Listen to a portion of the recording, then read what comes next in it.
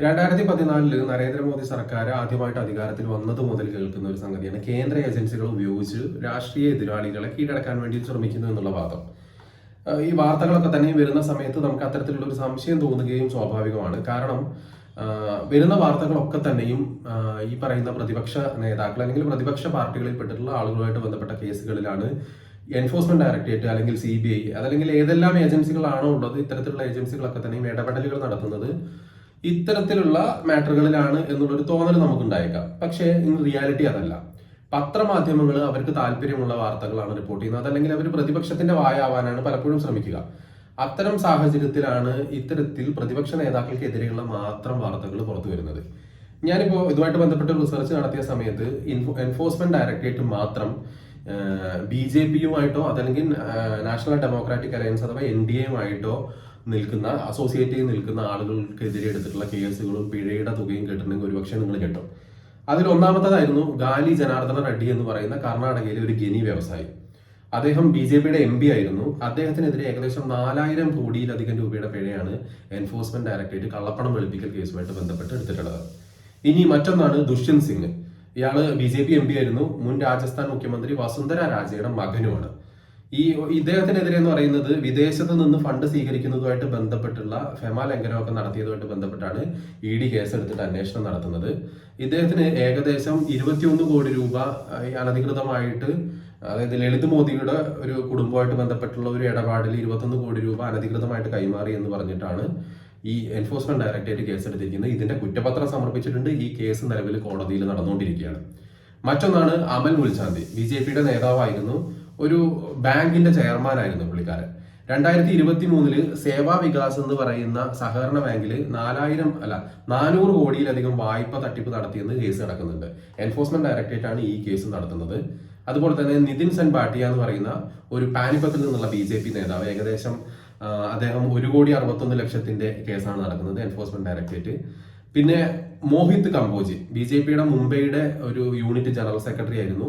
Bank of ഇന്ത്യയെ വഞ്ചിച്ചുകൊണ്ട് ഏകദേശം 67 കോടി രൂപ തട്ടിച്ചു എന്ന് പറഞ്ഞിട്ടാണ് കേസ് നടക്കുന്നത്. CBI-യും ED-യും കൂടെ ചേർന്നിട്ടാണ് ഈ കേസ് നടത്തുന്നത്. അതിൽ CBI-യുടെ FIR ആണ് നിലവിലുള്ളത്. അതുപോലെ തന്നെ പ്രിവെൻഷൻ ഓഫ് മണി ലോണ്ടറിംഗ് ആക്ടുമായിട്ട് ബന്ധപ്പെട്ടുള്ള പ്രൊവിഷൻസ് വെച്ചിട്ട് എൻഫോഴ്സ്മെന്റ് ഡയറക്ടറേറ്റും ഇദ്ദേഹത്തിനെതിരെ കേസുണ്ട്. ആ കേസ് നടക്കുന്നുണ്ട്. അറസ്റ്റ് റിപ്പോർട്ട് ചെയ്യപ്പെട്ടിട്ടില്ലെങ്കിൽ പോലും കേസ് നിലവിൽ കോടതിയിലുണ്ട്. അതുപോലെ തന്നെ ഒരുപാട് പേരുകളുണ്ട്. PVS ശർമ്മയുണ്ട്. സൂറത്ത് വൈസ് പ്രസിഡന്റ് ആയിരുന്ന അദ്ദേഹം അനധികൃതമായിട്ടുള്ള സ്വത്ത് സമ്പാദനവുമായിട്ട് ബന്ധപ്പെട്ട് എൻഫോഴ്സ്മെന്റ് ഡയറക്ടറേറ്റിന്റെ ഉണ്ട്. അതുപോലെ തന്നെ ലളിത് ഗോയല് കള്ളപ്പണം വെളുപ്പിക്കലിന് ഏകദേശം 1000 കോടിക്കടുത്ത് തട്ടിപ്പ് നടത്തി എന്ന് പറഞ്ഞതിന്റെ പേരിൽ അദ്ദേഹത്തിനെതിരെ എൻഫോഴ്സ്മെന്റ് ഡയറക്ടറേറ്റ് കേസ് നടത്തി. ഇതൊക്കെ തന്നെയും ഈ കേസുകളൊക്കെ തന്നെയും രജിസ്റ്റർ ചെയ്യപ്പെട്ടുള്ളതോ അല്ലെങ്കിൽ അന്വേഷണം നടന്നുകൊണ്ടിരിക്കുന്നതോ ഈ പറയുന്ന 2014 ശേഷം തന്നെയാണ്. പക്ഷേ ഇതൊക്കെ തന്നെയും എന്താണോ എൻഫോഴ്സ്മെന്റ് ഡയറക്ടറേറ്റിന്റെ നടപടിക്രമങ്ങൾ, ആ നടപടിക്രമങ്ങൾക്കനുസരിച്ച് മുന്നോട്ട് പോയിക്കൊണ്ടിരിക്കുന്ന കേസാണ്. പക്ഷേ നമ്മളെ സംബന്ധിച്ചിടത്തോളം നമ്മൾ വായിക്കുന്ന പത്രമാധ്യമങ്ങൾ ആദ്യം റിപ്പോർട്ട് ചെയ്യുക രാഹുൽ ഗാന്ധിക്കെതിരെ നാഷണൽ ഹെറാൾഡ് കേസിൽ ED കുറ്റപത്രം സമർപ്പിച്ചു, അല്ലെങ്കിൽ പുതിയ കേസെടുത്തു. ഇപ്പൊ റീസെന്റ് വന്നൊരു വാർത്ത, അത്തരത്തിലുള്ള വാർത്തകളാണ് പലപ്പോഴും റിപ്പോർട്ട് ചെയ്യപ്പെടുന്നത്. അതുകൊണ്ട് സ്വാഭാവികമായിട്ടും ആളുകൾ പെട്ടെന്ന് കരുതുന്നത് ഇവിടെ പ്രതിപക്ഷ നേതാക്കൾക്കെതിരെ മാത്രമേ ഇത്തരത്തിലുള്ള കേസുകൾ വരുന്നുള്ളൂ എന്നുള്ളതാണ്. പക്ഷേ റിയാലിറ്റി അല്ലെങ്കിൽ അതിന്റെ നിജസ്ഥിതി എന്ന് പറയുന്നത് അതല്ല. മറിച്ച് BJP-യിൽ തന്നെ പ്രവർത്തിക്കുന്ന അല്ലെങ്കിൽ NDA-യിലോ സഖ്യകക്ഷികളിലോ ഒക്കെ തന്നെയും പ്രവർത്തിക്കുന്ന പല നേതാക്കന്മാർക്കിടയിലും ഇഷ്ടംപോലെ കേസുകൾ എൻഫോഴ്സ്മെന്റ് ഡയറക്ടറേറ്റും CBI ഒക്കെ ചെയ്യുന്നുണ്ട്, എടുക്കുന്നുണ്ട്.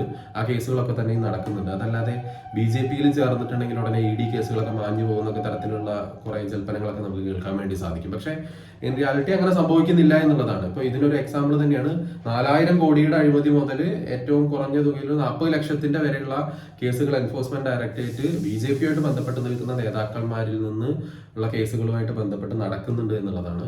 ഇനി ബാക്കിയെല്ലാം തന്നെയും തീർപ്പ് കൽപ്പിക്കേണ്ടത് കോടതിയാണ്. ഇപ്പൊ നാഷണൽ ഹെറാൾഡ് കേസാണെങ്കിൽ പോലും ED-ക്ക് കേസെടുക്കാനും അതുമായിട്ട് അന്വേഷണം നടത്താനും കുറ്റപത്രം സമർപ്പിക്കാനും കോടതിയിൽ അതിനുവേണ്ടി വാദിക്കാനും മാത്രമേ സാധിക്കുള്ളൂ.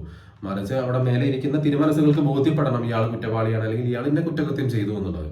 ആ സമയത്ത് ശിക്ഷിക്കപ്പെടുക എന്നുള്ളതാണ്.